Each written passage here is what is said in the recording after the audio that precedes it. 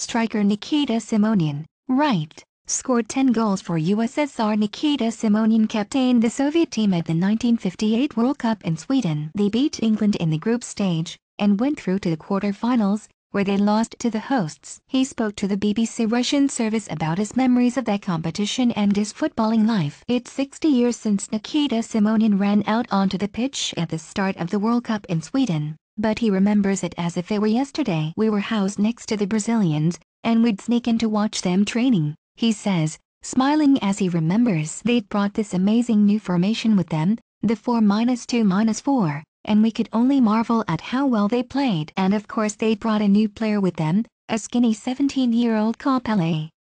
Simonyan, now 91, and three-time World Cup winner Pele, 77, are still friends to this day. There are only 5 Brazilians still alive from the 1958 squad, and only 2 from the Soviet team. Simonyan shakes his head as he thinks of his teammates from that long-ago era. World 2018 Cuban pesos. Groups and schedule. Which players are going to Russia?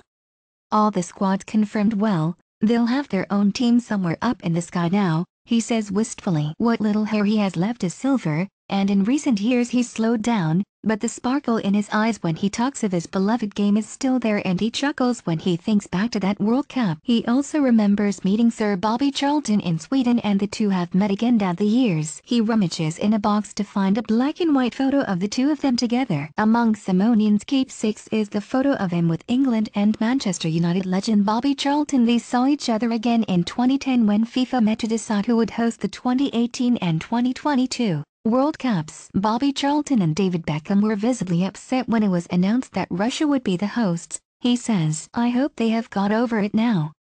2 years before Sweden, Simonyan had traveled to the Melbourne Olympics, where the Soviets took the gold medal. On their return, an arduous journey that involved a 20-day ferry trip to Vladivostok, followed by an 8-day train ride to Moscow, the team were given a hero's welcome on Komsomol Square. It made a huge impression on me, Simonyan remembers, where a huge crowd turned out to welcome them home. In the wake of the Olympics, there were high hopes for the Soviets at the 1958 World Cup, and to begin with, it looked as though they were in with a chance. Despite being placed in what experts considered to be the toughest group in the competition, the Soviets made it through. They lost 2-0 to the Brazilians, but beat the Austrians 2-0 and drew 2-2 with England, Simonyan scoring the first goal of the match. England's hopes of winning the competition were dashed as the Soviets then won 1-0 in a playoff to see who would reach the last 8. We went forward to the quarter-finals, Simonyan says, which meant we were one of the 8 best teams in the world.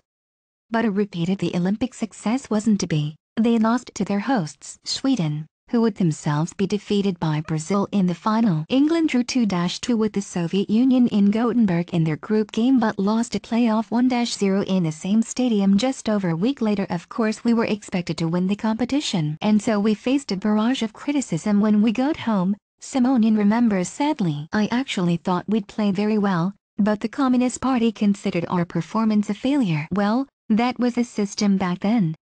When they weren't playing football, they would go swimming in the nearby lakes. So he went off and got himself a fishing rod, and off he'd go to catch some fish, he says, laughing as he recalls.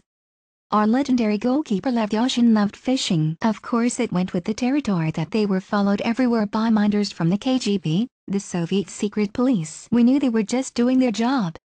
Did it bother him?